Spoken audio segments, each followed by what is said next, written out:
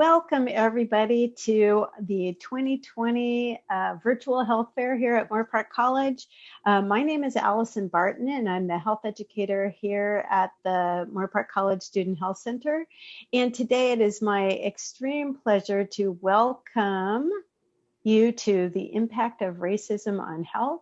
And I'd like to introduce our speakers and panelists. First up is Elmer Guardado. He is a postdoctoral fellow here at the Moorpark College Student Health Center. He does mental health counseling for our students. He received his PsyD in clinical psychology at the University of Laverne. And his areas of interest include sports psychology, social justice, equity and inclusion, and working with first-generation students of color and student athletes. So thank you for being here again. He is he's becoming a regular in our virtual health fair. He's done lots of these presentations.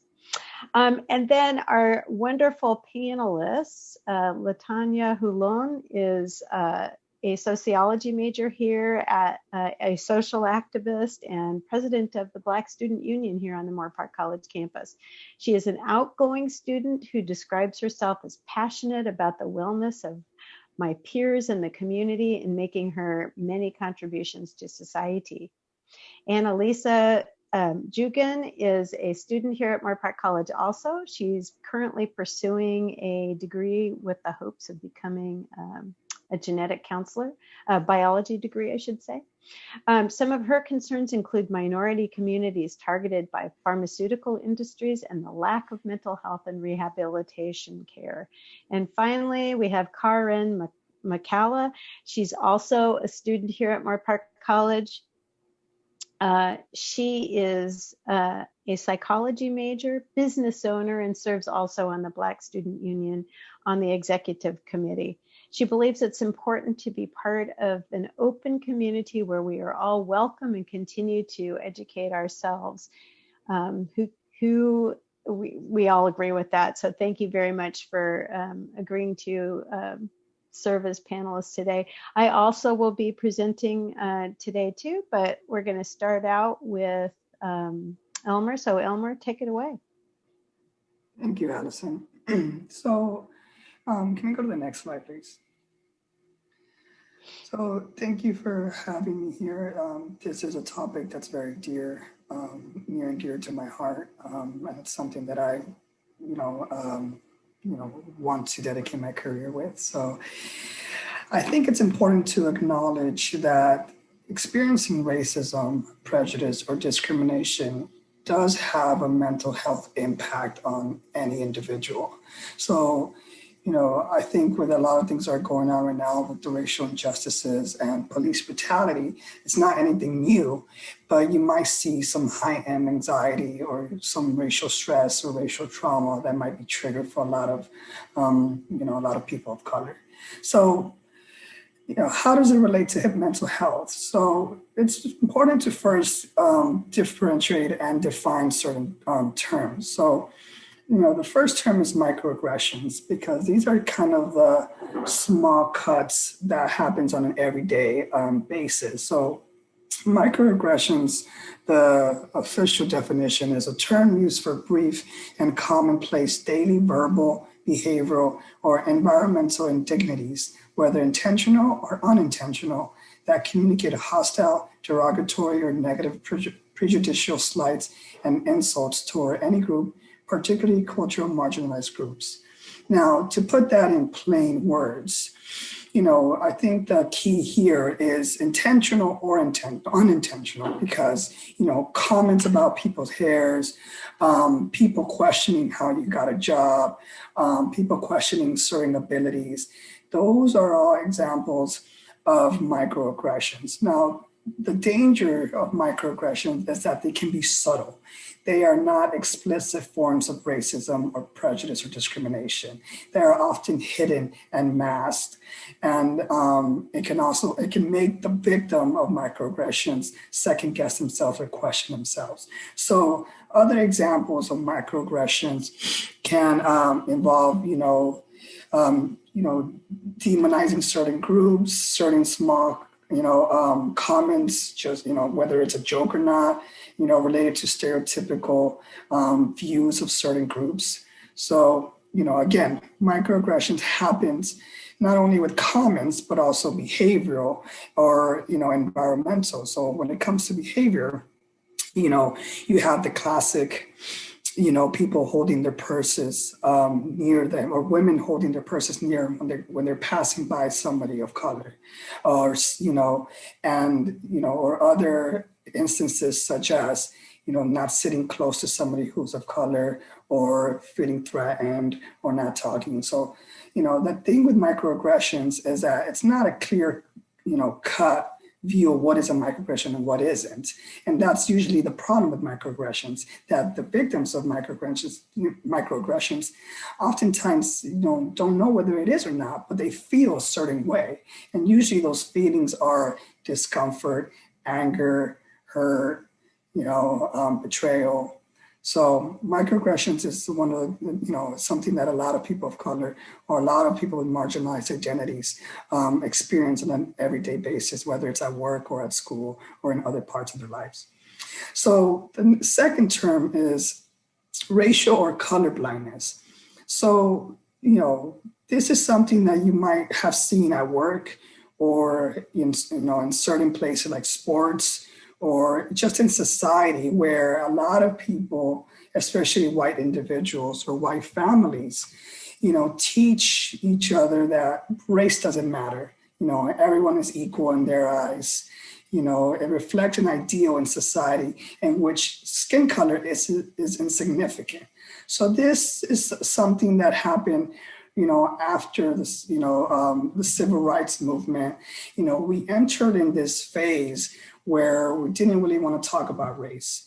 We pretended that, we didn't see race, and this is hence the color blindness approach. I don't see you for your skin color, you're the same as me, and so this is often viewed as a good thing, but inherently, behind the scenes, it's actually dismissive, and it's invalidating a lot of people of color's experiences. So this everybody's the same is not truly, it's not true, So I think racial or color blindness, it's starting to break apart, and people are starting to talk about race more in different spaces, and realizing that, no, we're not all equal.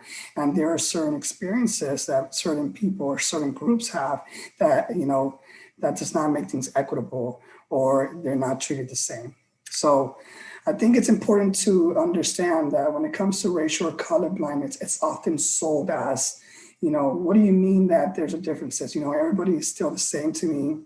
I treat everybody the same, but that can be hurtful in itself. So kind of talking a little bit about the mental health impact. So with everything that's been going on, or just people of color dealing with microaggressions on a daily basis, or even overt, aggression towards them, or even overt prejudice or racism, you can end up experiencing race-based traumatic stress. So race-based traumatic stress is the traumatic response to stress following a racial encounter. So it's often referred to as racial trauma. It's often referred to as racial stress. And that's usually, feeling, hypervigilant, feeling angry, feeling anxious, feeling depressed, second guessing yourself. There's a traumatic stress response that a lot of people of color experience when they are victims of microaggressions or overt racism. So let's go to the next slide to see better examples. So to put this more plainly, some of the impacts of racism on mental health can include feeling disconnected, feeling lonely, feeling ostracized, feeling isolated, feeling like, nobody can understand what you're experiencing. Second guessing things. Was this a microaggression? Did she touch my hair, or did she say something about my hair? Was that racist? Was that racist? Second guessing how you're feeling, and second guessing whether that person had negative intentions or not. So that's usually the result of certain things like microaggressions.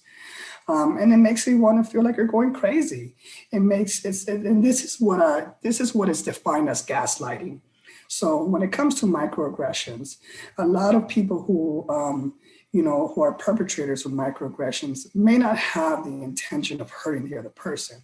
But the problem with not having negative intentions is that there's a tendency to gaslight the victim into thinking, well, I didn't mean it that way, right? So then the victim starts to second guess themselves, right? Should I be feeling this way if they said that they didn't mean it? But that is the definition of gaslighting, making you feel like how you feel is not right. Decreased hope in the future, and when it comes to reaching justice, when it comes to believing the government or trusting the government, right? I think that's something that's going on in today's world, where there is no trust in police enforcement or in the government to look out for people of color, right? So you might be feeling more hopeless. Increased survival mode. And this is something that goes hand in hand with race-based traumatic stress, because you are having to survive, these encounters, whether it's with police or with other white individuals. You might find yourself feeling more hypervigilant, feeling more anxious. Your heart rate might be coming up, right? It's a response of the fight, flight, or freeze response, where you're always ready, you're always defensive, you're always ready to be defensive, just in case something happens. Now, imagine being like that constantly. It's very taxing on your body. It's very taxing on your mind to constantly look over your shoulder because you're afraid that you might be, attacked, or, your life is always at stake, right? So other examples, again, decreased trust in people that are close to you, decreased trust in everyday people. You might not trust people, right? Because you might be worried that they view you in a certain way, or they're threatened by you. So other examples, continued worry, feelings of powerlessness. You can do the right thing, but end up in a horrific outcome. So when it comes to being a person of color, you can do the right things and yet still lose your life. And this is what we're seeing when it comes to police brutality. You can, do the right things. You cannot be threatening, but you can still lose your life because of the color of your skin or because of the way that you look. So you feel powerless, right? And this feelings of powerlessness can translate into depression, can translate into anxiety, and can translate into anger, right? And, the anger is not usually processed, in a healthy way. It usually is something that festers inside of you, and it affects your ability to concentrate or to feel motivated or to even be able to concentrate in classes, right? Other examples: panic, existential questioning.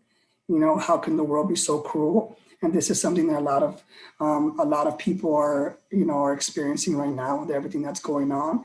And let me just say this: none of this is new to a lot of people of color, even though in the media it's being portrayed more, and there are conversations that are being had in certain spaces. This experience is not new to people of color. People of color have always known that there always has been police brutality or two justice systems, right, or inequities. It's just now being put on the world stage or in media, and there's now specific examples like George Floyd or a lot of these victims that is just fueling some of those existential questions. And again, like I mentioned, increased risk of depression and anxiety, which we'll talk a little bit more later, and trauma. It's traumatic. It's traumatic to experience microaggressions. It's traumatic to see people of color being killed in the news. Even though you're not experiencing yourself, by viewing media, by viewing some of these videos, it's vicarious trauma. And I think we, as people of color, there's a lot of generational trauma that's transferred from generation to generation.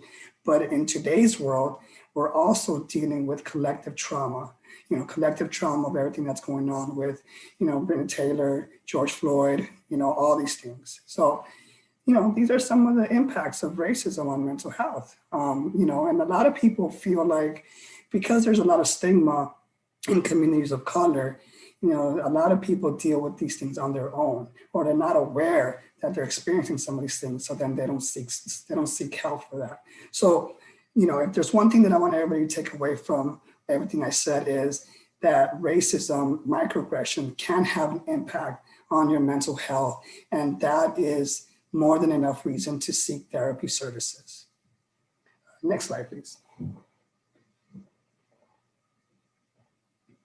Thank you for that. And that I just want to make sure that all participants know that for enrolled students, there are services available, mental health services available for you free of charge at the Moorpark College Student Health Center. And I'll put that information in the chat, or maybe Elmer, you could do that.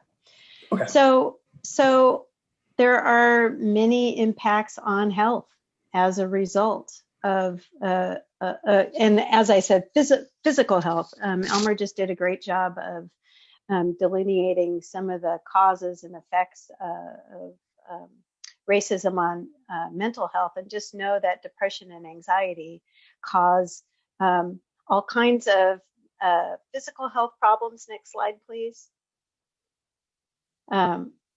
Including lack of sleep, which can itself turn into not only its own problem, but it can turn into hypertension, and heart disease. Black Americans have, of any other racial or ethnic group, have the highest rate of hypertension and heart disease.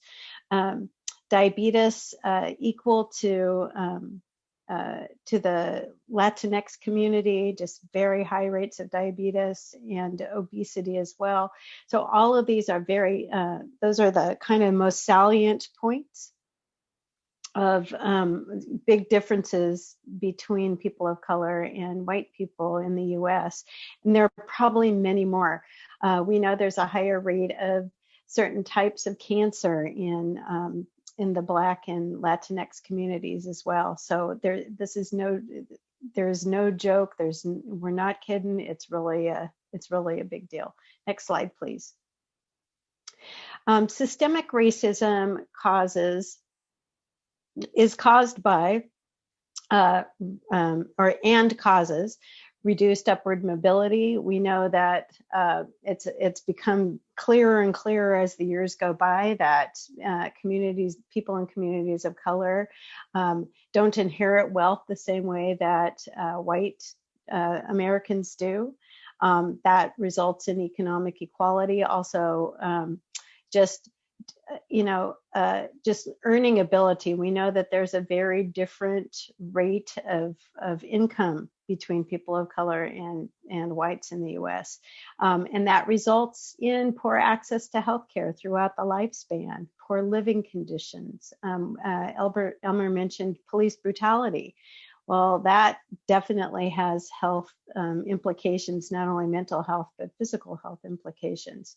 And even urban living, which is that kind of the plight of a lot more people of color than people who are white in the U.S.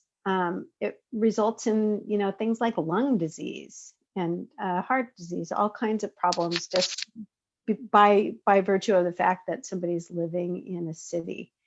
And then food deserts. I don't know if anybody has ever heard of food deserts, but that is a huge contributor not only to hypertension, but obesity. And that is that people are forced to live in areas where there's no grocery store nearby that sells fresh fruits and vegetables and things like that. It's more of the corner bodega or the liquor store that just happens to have stuff to eat in it or things like that. So a huge number of Americans, mostly people of color, live in areas where they live in food deserts where there's not easy access to more nutritious foods, and that really does contribute to health disparities as well. Next slide, please. So that also, because of a lack of access to health care, because of health insurance, and also just there's often is a disparity in just the number of providers in areas where people of color live versus more affluent areas, and that is prevalent in all parts of healthcare, but a huge one is in maternal child health. I'm sure that most of you have heard about Serena Williams, for example. Now, here's a wealthy, educated person, famous person who almost died giving birth because she had pulmonary emboli. And she said over and over to her doctor, I'm having a hard time breathing, something's really wrong. And it took a lot of effort for her to make herself heard to her physician who'd been watching over her for the last 9 months. And that is not an uncommon thing. And in fact, we know that in the United States, there's a 2 to 3 to 1 ratio, Black moms to white moms of perinatal mortality and morbidity. It's a huge problem, and part of it is just not knowing and not on the part of the health provider, not hearing what the mom is saying. Other aspects of this are unethical practices in the pharmaceutical industry, and even the way that drugs are marketed, the way drugs are researched, practicing on communities of people of color, using them as test subjects and that kind of thing, that not just in the United States, but all over the world that happens. And then, even finagling ways of marketing to sell more drugs too. For example, there was a combination drug that a pharmaceutical company developed, and the drug didn't work.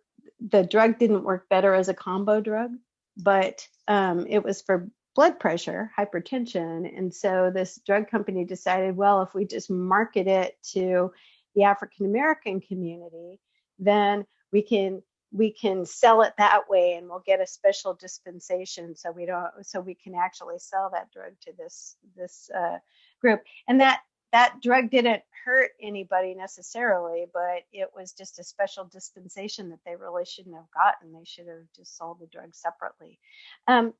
Annalisa, do you want to share your story here? Sure. So I talked with Allison the other day about basically two more personal anecdotes, and one of which it came to be that the narrative was a bit different, or I had misremembered what this family member had told me, but essentially a relative of mine, basically this was kind of years ago, but she was fearful that the birth control that her sister was taking was one that was being promoted more towards communities of color. And so I kind of did research on my own on the specific birth control that she had thought it had been. And I didn't find anything like a direct link between racial targeting and birth control. However, I certainly understand her fear, and I think it's something that we have to address. And obviously, she talked to me about it the other day when I asked her. I think it's something that people of color, it's still a fear that is present, but I'll actually put a link, if I can do that, in the chat. Mm-hmm. Mm-hmm. Thank you.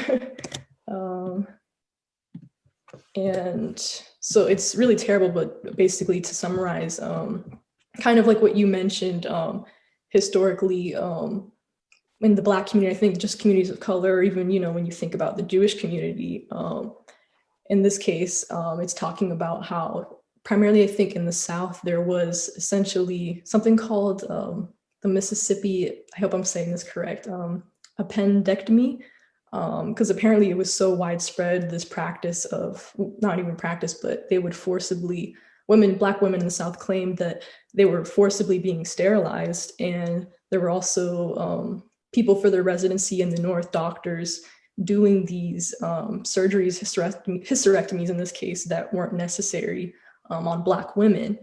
And even more disturbing to me was the fact that, keep in mind when birth control was first introduced, the 60s, 70s, so the civil rights movement is happening, but they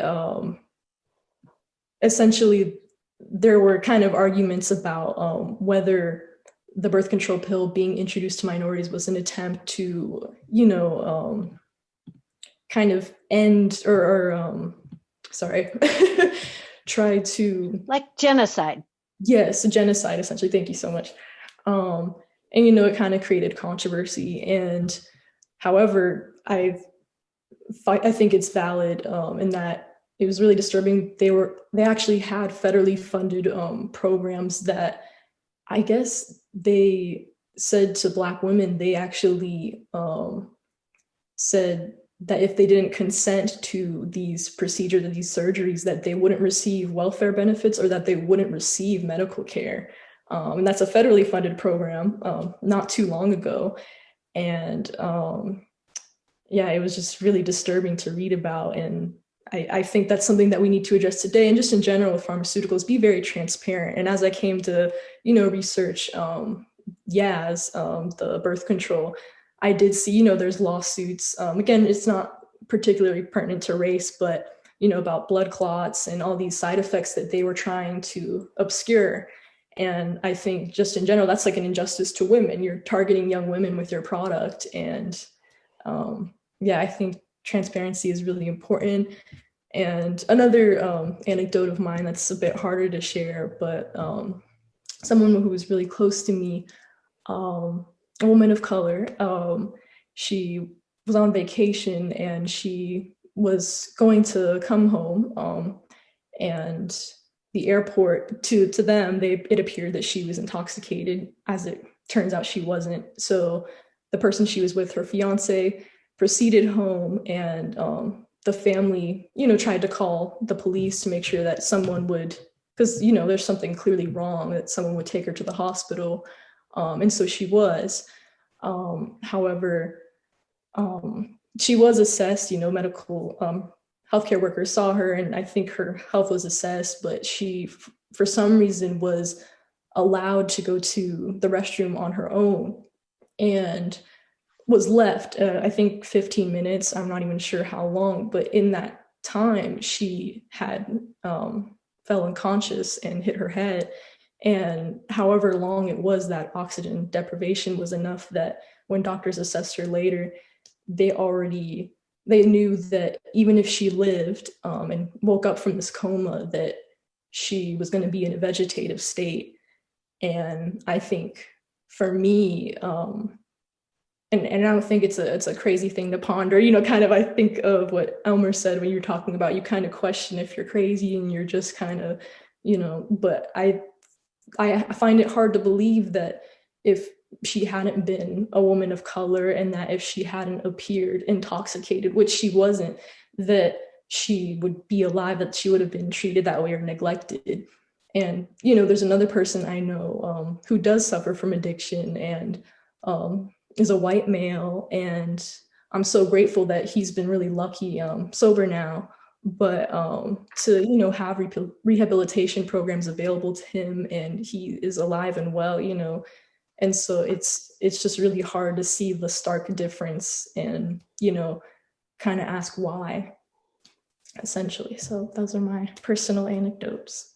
Thank you for sharing those. Those are unfortunately not rare, right? Yeah. And one thing that you said that I picked up was this idea of, maybe it was all accidental or maybe it wasn't intentional, but one of the things that prejudice and racism, one of its effects is that it takes away your privilege of offering the benefit of the doubt. You don't get to do that anymore, right? You don't get to do that. So that's something that we, yeah. I wanted to just, Thank you for sharing, Annalisa. I think these are very personal stories. And I just wanted to add a little bit about the healthcare disparity closer to home. So one, it's not really talked a lot about, but LA County and the USC hospital is notorious for a lot of unethical practices done to women of color.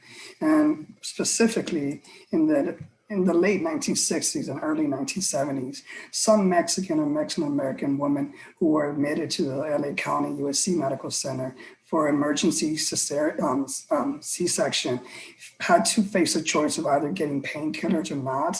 And if they did want painkillers, they had to sign a piece of paper that a nurse or doctor just gave them. And a lot of them didn't speak English, so they signed this authorization for involuntary sterilization. So during those 2 decades, a lot of Mexican and Mexican American moms were involuntarily sterilized, and just because they signed this paper, that they didn't know that they were authorizing it, because they were just in so much pain at that time that they wanted painkillers. So this is where it's kind of hidden, the systemic racism, that a lot of these hospitals can legally find a way not to be culpable, because they signed these papers, but they were coerced because they didn't even know what they were signing because of the language barrier or because of just negative intentions.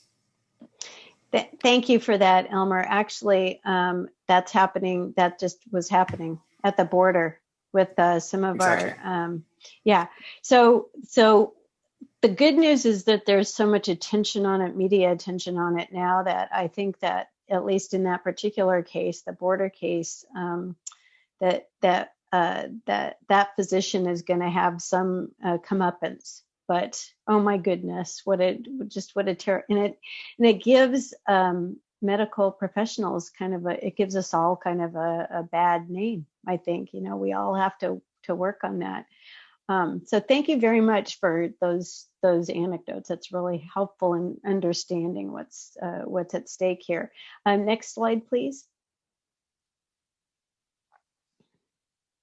So this is kind of a reference to what you were talking about, Annalisa, and that is public health has really, it's doing a lot more now to make this better. There's a lot of focus on racial disparities now, but many of you may have heard in some of your studies so far about the Tuskegee syphilis experiment. So this was something that happened just after World War II.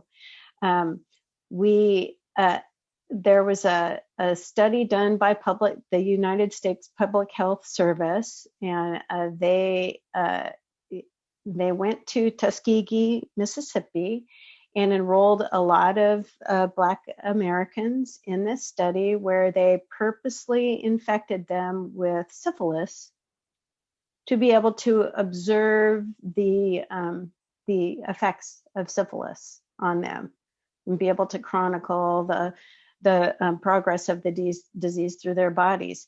So then what happened was, shortly after the study was started, we discovered that penicillin can be used to treat syphilis successfully, like cure syphilis. And these study participants were not given the penicillin, because they wanted to see what would happen over years. So what did happen, as we all know about syphilis, is that a way to spread it is through sexual contact, and these people were in sexual relationships, so they not only got it themselves, but they gave it to anybody that they had sexual contact with. So it is a shameful, terrible blight on public health. Public health practitioners now feel incredibly terrible about this. The folks were finally, once it came to light, folks were finally given penicillin. For those of them that were able to be treated and cured, that was great. But a lot of them died, or they got to the point where there was nothing you could do about it.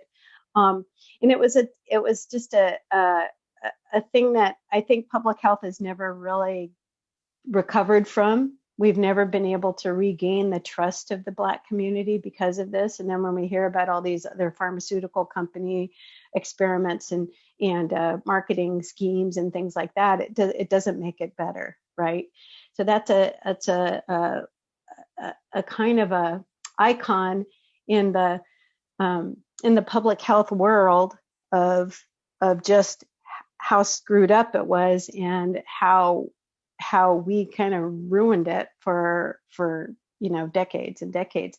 The relatively silver lining about this is that in the Clinton administration, he actually offered reparations to people that were descendants of or any living victims of this experimentation, and that was a good thing. But gee, many Christmas, it was how many decades later, right? So it wasn't terribly helpful to the victims of this. So that was a pretty bad situation, to no doubt.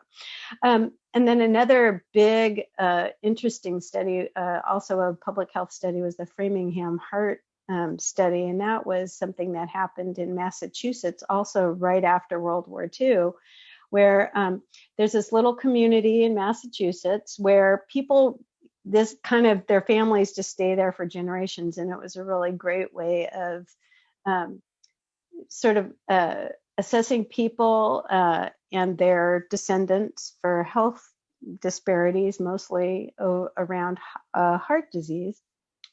And, that's where we've gotten some of our really good information on what causes heart disease and what doesn't. That's where we learned about smoking and heart disease, for example.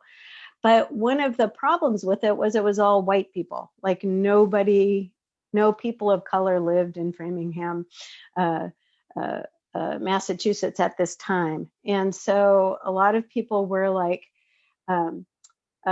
noticing that, of course, the disparities in the Black versus white communities about heart disease, but there was no evidence that the cause and effect were the same in the two communities. And also a lot of, well, we don't know if this drug will work for Black people because we've never tested it on Black people. That's another huge problem.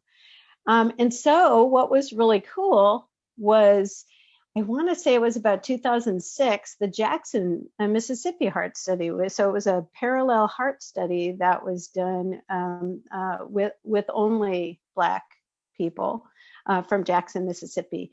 And they were able to do a really similar thing where they've been able to follow the descendants of the first enrollees in this study. So that was kind of a nice thing. And what they've learned is that, of course, cellularly, we're not different. Black people and white people are not different, right? But it took a study to be able to say that. But there are some of the things that we've been talking about, the systemic racism and the microaggressions and those sorts of things that actually strongly affect. So that was a really good thing. It was a really good response by public health, finally. And then lastly, and we've talked about it a little bit in some of our other in our other presentations, based on all of the things that we've already talked about, and then in some migrant communities in the U.S., we have people working in very tight working conditions, usually first generation folks, or people that are in low wage or newest people in a particular job that lose their jobs because of COVID, right? And then people have to move in with each other. So then we have 2 and 3 and 4 families and overcrowded housing. So that also affects the spread of COVID-19 too, and maybe lots and lots of other reasons as well. But so we can see a lot of disparities between whites and people of color in all of these areas and more. May I just say here that this is the very tip of the iceberg. This is not by any means meant to say that this is the whole story. It's the tip of the iceberg. Did anybody have anything else to add about this particular topic? Okay, let's do a new slide. Did somebody have something to say here? I just want to reiterate, Allison, the historic mistrust of Yes. healthcare that communities of color have had, dating even beyond the Tuskegee, experiment, and as a person of color, especially a lot of undocumented individuals, seeking healthcare may not be an option, or there might be fear of, of being apprehended or being deported. So, especially with COVID-19 and the increase in deaths, a lot of individuals who are undocumented may not even seek help because they don't have any, they don't have any health care, right? And so that just makes it even more difficult to track the numbers and to even care for these certain groups, these communities. Yes, excellent point. Thank you so very much. All righty. And I wanted to add to what Annalisa and all her research and everything. Everything that she mentioned, I had those experiences from child stillborn, from the cesarean situations, from the birth control, from being 14, experiencing all those microaggressions. It's just amazing to me to hear this come to life in 2020.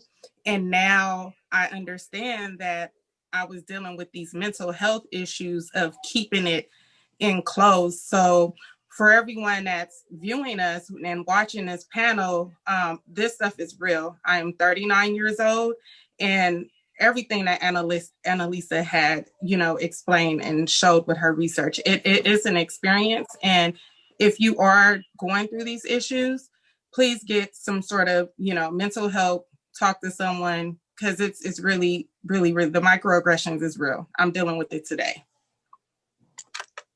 I'm so sorry, and thank you so much for adding that, LaTanya. Let me just reiterate that both mental health services and physical health services, medical services, including birth control, is available at the Moorpark College Student Health Center, and all you have to do is call to make an appointment. We are there for you. We understand. I'm so sorry. All right, so next slide, please, Michael. So this is a lot. We've just talked about that. And as LaTanya so eloquently put it, the top priority is taking care of yourself. This is overwhelming. We have so many, we're bombarded by media telling us about all these things that are going on. And it's really good in a way that all of this is coming to light at this time in our lives, but it's also a lot. And then if you're also a student and you're also trying to juggle a job and family and home, and you've also got this whole everybody sheltering in place thing going on, it's a lot to deal with. And so the top priority really is to take care of you, however you need to do that. If you've ever been on an airplane, and most of us have been on an airplane before, if there's turbulence and the oxygen masks drop, they always tell you to put it on yourself first, and then any child that you're flying with. And that is exactly the same for this situation. So self-care could be, turning off social media. Self-care could be taking a nap or something like that. So this is my first question to our panelists. What are you doing some ideas that you can offer up to our attendees for what's working for you for self-care? LaTanya, do you want to start? Well, sure, I will. And this is very, very extremely important to me because, again, like I've explained to everyone that's watching this webinar, I've struggled with it for far way too long. And the strategies that help me, if anyone that knows me on this panel that may be watching, I'm very passionate about helping others, helping the community. Advocating, being able to be around my peers, if it's my instructors, if it's anyone that's on campus, just school, that's where I go and I get my mental health. You know, if it's 1 week out of the day, I'm just talking to my peers or just being social, it helps. And then on top of, you know, getting some sort of, you know, help from the resources that are provided through a community college or even the outside or even your family. But all the years, all the things that I've been going through and what I've experienced, that's why school is important to me, because this is where I can come and I can be myself and people can relate to me. And that's how I deal with it. Thank you for sharing that. That's great advice. Annalisa, what do you think? What's something that you can offer up? I definitely agree with Latanya. I think the best thing is being able to talk to people. So I definitely, talk to my family and some of my friends that are also of color, and that's one of the most helpful things. And then also there's definitely, even like exercising, especially now we're in a pandemic and that seems hard. And some people, I've never gone to a gym personally, but, even pulling up a little exercise video on YouTube, I think doing it like in your room. And I think another thing that throughout my whole life has been like so central to like my mental health has actually been reading. I think, kind of it's an escapist thing, being able to go into another world. And sometimes it's about history, and seeing, it kind of reminds me how far we have come. But really just kind of getting away from here and now, and definitely getting away from social media and asking that we not watch CNN at dinner. We watch something else. I'll take golf, even just not the news. But yeah, those are the main things for me, I would say. Yeah. Beautiful. Karin, what about you? I agree both with Latanya and Annalisa. They had both amazing points. They both covered things that I do. My day to day. Actually got up this morning and ran with the dog, had like a 2-mile run. But besides, just staying social and staying involved and, taking the time away from social media and being bombarded with the news and, everything that's going on. I think mindfulness is something that I have to force myself to do every single day. Just take even 2 minutes out of my day to just remind myself that, we're healthy, we're alive, we're here. And, sometimes things get bad, things get shaky, but things could be much worse. And, just being grateful for the things that I have in front of me and not dwelling on the things that I don't have. Just, saying I love you to my family members, being grateful for an education, being grateful to, be a part of BSU and to also, be a part of a college that is so inclusive and so helpful to the well-being of me and my mental health. Beautiful. Well, thank you so much for sharing that. Allison, if I can add something real quick. Yes, please. I think as a mental health professional, I think it's important for me to explain a little bit about self-care, because it can be a little bit misleading. So for a lot of people of color, I think a better word when it comes to self-care is self-preservation. With everything that we are experiencing in our world, with all the anger and the triggers that we might be dealing with, it's important to understand that we cannot fight every battle, that we only have enough mental and physical energy, and to be able, like many of you have said, get off social media for a while, scheduling social media, being around people that you love, being involved in activism if that's something that you care about. But I think the idea of self-preservation is better than self-care, because a lot of people feel like they start to judge themselves when not engaging in self-care as well. So self-care can go hand in hand with self-preservation, in that you're continuously adjusting, you're changing things that you can do that make you feel good. So self-preservation is, for a lot of people of color right now, with the election and with all these racial injustices, understanding that you can't fight every battle, and you can learn how to preserve your own energy so that you're able to do some of the things that you have to do, right? Like school, like being there, being a sibling, being a daughter, or whatever that may be. Thank you so much for making that stipulation in this. I appreciate that so much. So next slide, please. So all that said, there are things that when you have the energy and the strength to do them, and it's the right time, there are some advocacy things that we can do, and it could be something as simple as voting. It could be something as simple as serving on a panel like today to bring some of these topics to light. So what are some things that you encourage yourselves and others around you to do to continue the fight when you have the energy to do that? Annalisa, what's something that you do or you can encourage others to do? Personally, I've been trying to, I definitely, like you said, of course, voting is very important. And I think, like you said, doing this, but yeah, I want to be more involved, I think, just in the community. And that's why, like, I want to be part of BSU, not only as someone Black, but, to be there for the rest of the community and, be there to listen. And obviously, I think even within a community, like, we all have different struggles. Like, I know I have privilege to a degree with having light skin and I'm mixed, and I've also wanted to volunteer with an organization. Like, I'm not sure if you guys have heard of, there's one called Rise that's kind of based in Simi Valley. They're definitely more like political. And so I've like signed up to try to volunteer with them. And yes, I think it's just making the effort. And right now things are hard since it is the pandemic going on. And even with protests, it's something that I couldn't attend due to the health of my family members. But yeah, those are the things that I've been looking at to be an advocate.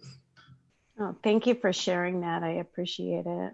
Karin, what's something that you maybe think about doing? Personally, I'm super involved in my community. I live in LA, so even though I live in a bigger area, bigger cities, a lot to do here. There's a lot to get involved in.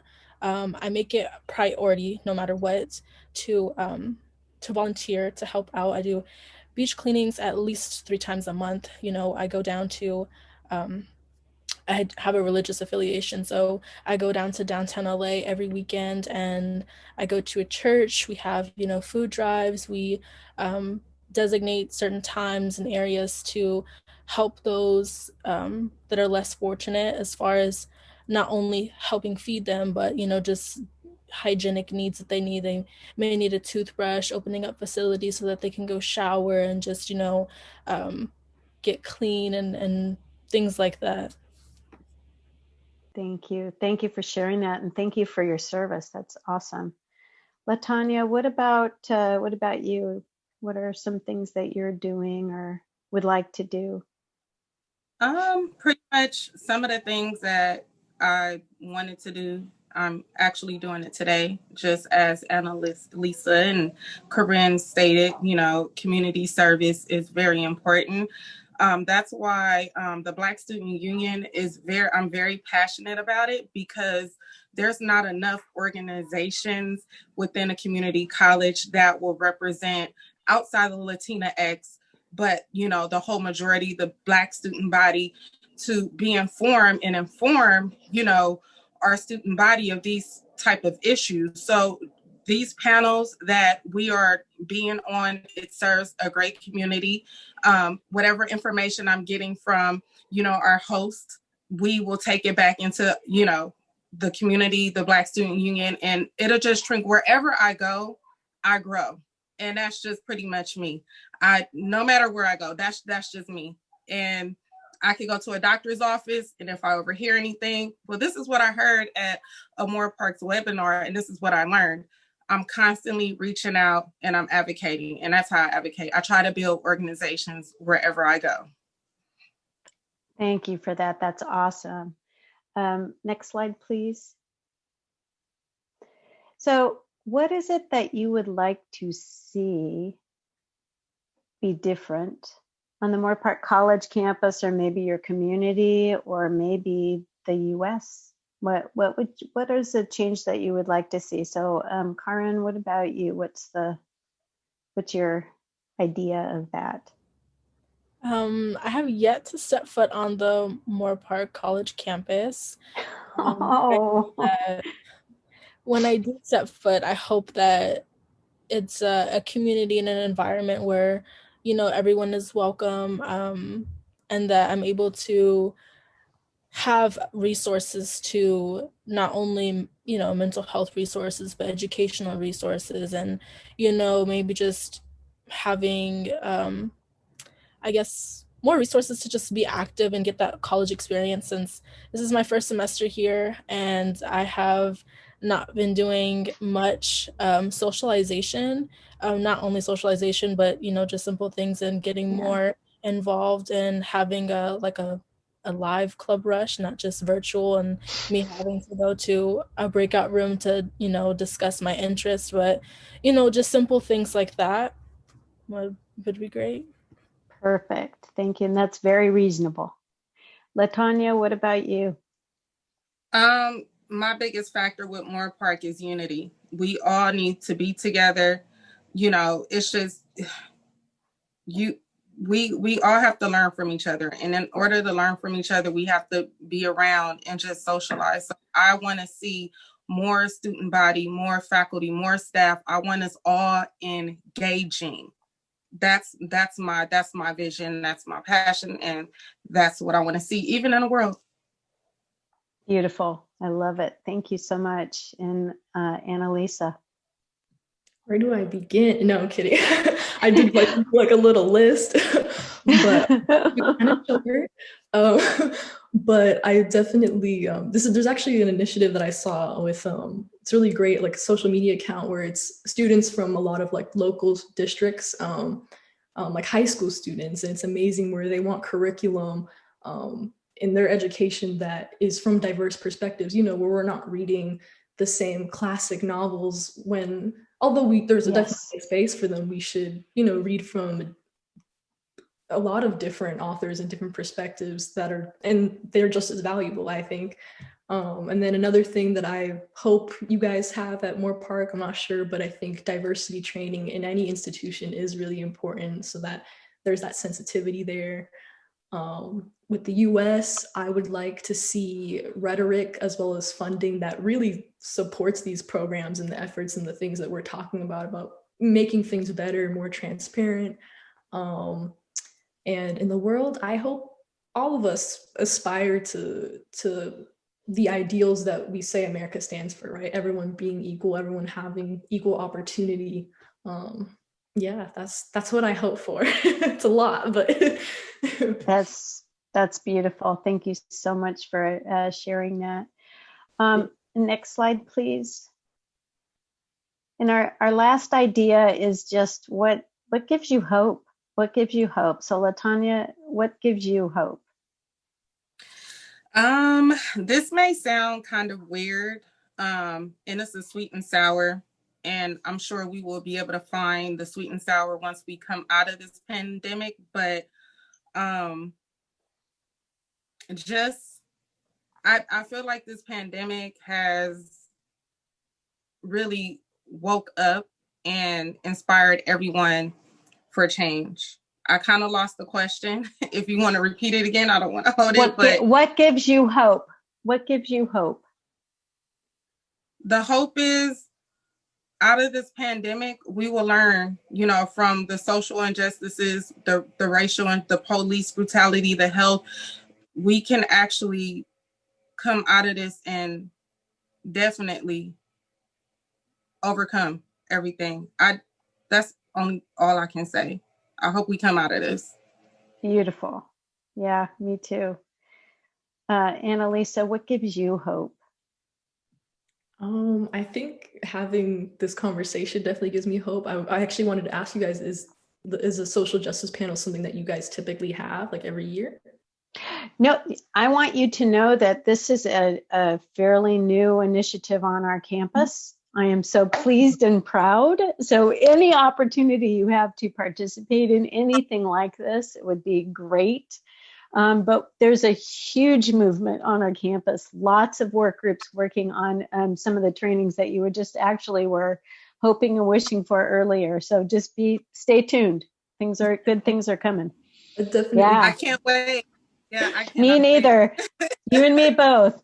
I think definitely this. And then I think even with the pandemic, seeing so much unrest, but also seeing it from not just the communities of color, but seeing with protests like majority white, that's been like, oh my gosh, wow, this is amazing. Like, this is something, it feels like things can change even though there's so much going on. I think there's definitely still hope. Yeah. Beautiful. Thank you. Karin? I agree again, both with Annalisa and Latanya, with what they had to say about what gives them hope. I think the main thing that gives me hope is a little bit different from both of them, but my community. Like I said, I live in LA and I'm surrounded by a lot of Black people and a lot of successful Black people, a lot of, people that not only Black, people from all different backgrounds, but predominantly Black, that, people have started businesses, people are going back to school, getting an education. A lot of people are doing really well this semester. Majority of my friends are aiming for 4.0s. I think that, being surrounded by so much excellence, so much Black excellence, and just, everyone doing so good is so inspiring to me. And it makes me think like, oh, okay, well, everything is good right now. It can't go down from this. It's only gonna get better, continue to get better from this. Just as long as we continue to have these resources and webinars, panels like this, where we're able to talk and discuss these things, that's what gives me hope. Beautiful. So one of our participants asked, how does it feel to be a student with such awareness at Moorpark College? So how does that feel, Karin, to be so aware? I don't have any, feelings towards, I guess, being so aware, just because I've been like this my whole entire life. I was actually just talking in another meeting about how I'm from LA, I'm from California, I'm from an area where it's super liberal here, and I'm sheltered to this because this is what I'm used to. I'm used to everyone being aware. I'm used to everyone, being, if they come from a certain situation that's, where they're disadvantaged, that they are using that to do better. So this is the norm for me, and I'm hoping that this can be the norm for other people. Me too. Me too. Annalisa, what about you? How does it feel to be so aware? It's an interesting question. It is an interesting question. I agree. I think kind of like Karin said, like it's something that I think you just kind of have, like, it's something that I'm really grateful for, especially like being mixed. Like, my family is mixed up, obviously.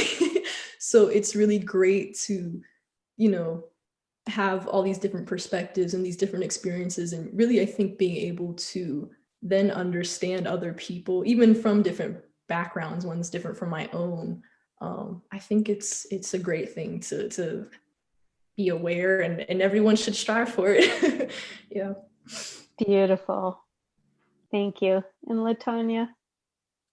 I'm just happy because Moorpark has grown from 2015 up until now with diversity. And I'm just proud of Moorpark for just, working hard towards it. And I see a great future for Moorpark. And I feel good to be and will be graduating from Moorpark. Woo! That's great. That's great to hear. Any last comments from anybody or attendees, if you want to put some comments in the chat? Any last words on this very important topic?